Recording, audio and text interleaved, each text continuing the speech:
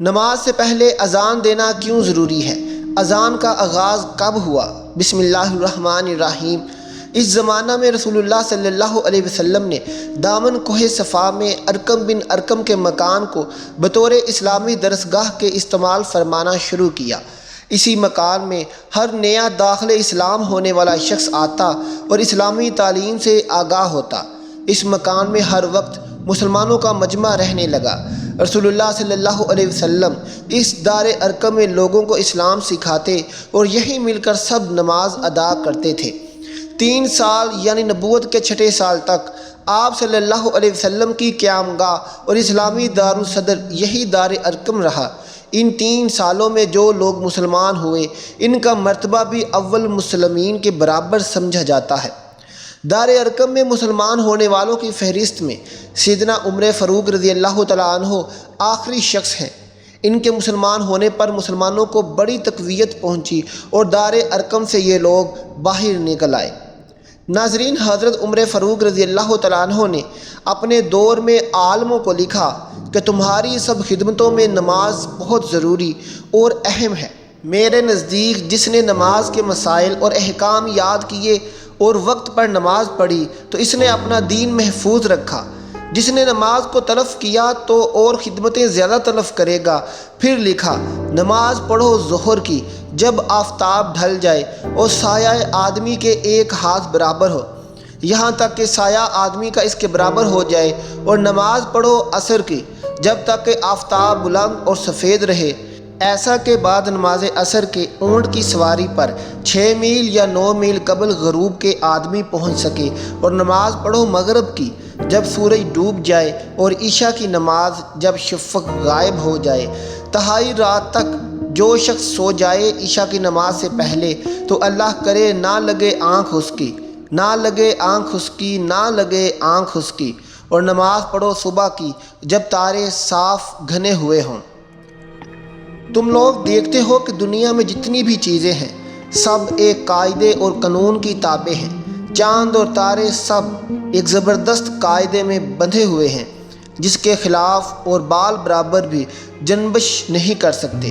زمین اپنی خاص رفتار کے ساتھ گھوم رہی ہے۔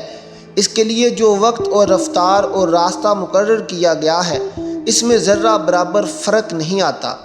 پانی اور ہوا، روشنی اور حرارت سب ایک ہی ضابطہ کے پابند ہیں۔ جمادات، نباتات اور حیوانات میں ہر ایک کے لیے جو قانون مقرر ہے اسی کے مطابق یہ سب پیدا ہوئے ہیں، بڑھتے ہیں اور گھٹتے ہیں، جیتے ہیں اور مرتے ہیں۔ خود انسان کی حالت پر بھی تم غور کرو گے تو تم کو معلوم ہوگا کہ وہ بھی قانون کے قدرت کے تابع ہے۔ جو قاعدہ اس کی پیدائش کے لیے مقرر کیا گیا ہے اس کے مطابق وہ سانس لیتا ہے، پانی اور غذا اور حرارت اور روشنی حاصل کرتا ہے۔ اس کے دل کی حرکت، اس کے خون کی گردش، اس کے سانس کی آمد و رفت اس ضابطہ کی پابند ہے۔ اس کا دماغ، اس کا معدہ، اس کے پھیپھڑے، اس کے اعصاب اور عضلات، اس کے ہاتھ پاؤں، زبان، آنکھیں، کان اور ناک، غرض اس کے جسم کا ایک ایک حصہ وہی کام کر رہا ہے جو اس کے لیے مقرر کیا گیا ہے، اور اس طریقے پر کام کر رہا ہے جو اس کو بتا دیا گیا ہے۔ یہ زبردست قانون جس کی بندش میں بڑے بڑے سیاروں سے لے کر زمین کا ایک چھوٹے سے چھوٹا ذرہ تک جکڑا ہوا ہے، ایک بڑے حاکم کا بنایا ہوا قانون ہے۔ ساری کائنات اور کائنات کی ہر چیز اس حاکم کی مطیع اور فرما بردار ہے، کیونکہ وہ اسی کے بنائے ہوئے قانون کی اطاعت و فرما برداری کر رہی ہے۔ ناظرین، انسان اللہ تعالیٰ کی اطاعت اس وقت تک نہیں کر سکتا جب تک اسے چند باتوں کا علم نہ ہو اور وہ علم یقین کی حد تک پہنچا ہوا نہ ہو۔ سب سے پہلے تو انسان کو خدا کی ہستی کا پورا یقین ہونا چاہیے، کیونکہ اگر اسے یہی یقین نہ ہو کہ خدا ہے تو وہ اس کی اطاعت کیسے کرے گا۔ اس کے ساتھ خدا کی صفات کا علم بھی ضروری ہے۔ جس شخص کو یہ معلوم نہ ہو کہ خدا ایک ہے اور خدائی میں کوئی اس کا شریک نہیں، وہ دوسروں کے سامنے سر جھکانے اور ہاتھ پھیلانے سے کیوں کر بچ سکتا ہے۔ جس شخص کو اس بات کا یقین نہ ہو کہ خدا سب کچھ دیکھنے اور سننے والا ہے اور ہر چیز کی خبر رکھتا ہے، وہ اپنے آپ کو خدا کی نافرمانی سے کیسے روک سکتا ہے؟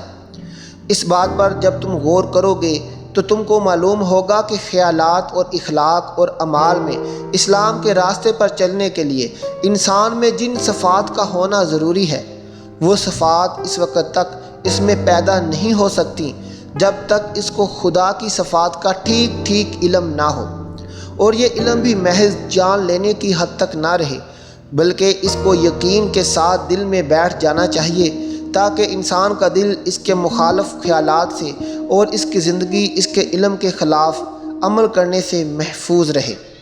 اس کے بعد انسان کو یہ بھی معلوم ہونا چاہیے کہ خدا کی مرضی کے مطابق زندگی بسر کرنے کا صحیح طریقہ کیا ہے، کس بات کو خدا پسند کرتا ہے تاکہ اسے اختیار کیا جائے، اور کس بات کو خدا ناپسند کرتا ہے تاکہ اس سے پرہیز کیا جائے۔ اس غرض کے لیے ضروری ہے کہ انسان کو خدائی قانون اور خدائی ضابطہ سے پوری واقفیت ہو، اس کے متعلق وہ پورا یقین رکھتا ہو کہ یہی خدائی قانون اور خدائی ضابطہ ہے، اور اس کی پیروی سے خدا کی خوشنودی حاصل ہو سکتی ہے، کیونکہ اگر اس کو سرے سے علم ہی نہ ہو تو وہ اطاعت کس چیز کی کرے گا، اور اگر علم تو ہو لیکن پورا یقین نہ ہو یا دل میں یہ خیال ہو کہ اس قانون اور اس ضابطہ کے سوا اور دوسرا قانون اور ضابطہ بھی درست ہو سکتا ہے تو اس کی ٹھیک پابندی وہ کیسے کر سکتا ہے؟ آئیے ناظرین، اب ہم آپ کو بتاتے ہیں کہ اذان کا آغاز کب ہوا، نماز سے پہلے اذان کیوں دی جاتی ہے۔ آج آپ کو اب اپنی ویڈیو میں یہ ہم بتائیں گے۔ ناظرین، عبداللہ بن عمر رضی اللہ تعالیٰ عنہ کہتے تھے کہ جب مسلمان ہجرت کر کے مدینہ پہنچے تو وقت مقرر کر کے نماز کے لیے آتے تھے، اس کے لیے اذان نہیں دی جاتی تھی۔ ایک دن اس بارے میں مشورہ ہوا، کسی نے کہا نصاری کی طرح 1 گھنٹہ لے لیا جائے، اور کسی نے کہا کہ یہودیوں کی طرح نرسنگا بغل بنا لو، اس کو پھونک دیا کرو۔ لیکن عمر رضی اللہ تعالیٰ عنہ نے فرمایا کہ کسی شخص کو کیوں نہ بھیج دیا جائے جو نماز کے لیے پکار دیا کرے۔ اس پر نبی کریم صلی اللہ علیہ وسلم نے باہم اسی رائے کو پسند فرمایا اور حضرت بلال رضی اللہ تعالیٰ عنہ سے فرمایا کہ بلال اٹھ اور نماز کے لیے اذان دے۔ اللہ تعالیٰ تمام مسلمانوں کو اسلام کی صحیح سمجھ بوجھ عطا فرمائے اور ہمیں سنت نبوی پر چلنے کی توفیق عطا فرمائے، آمین ثم آمین۔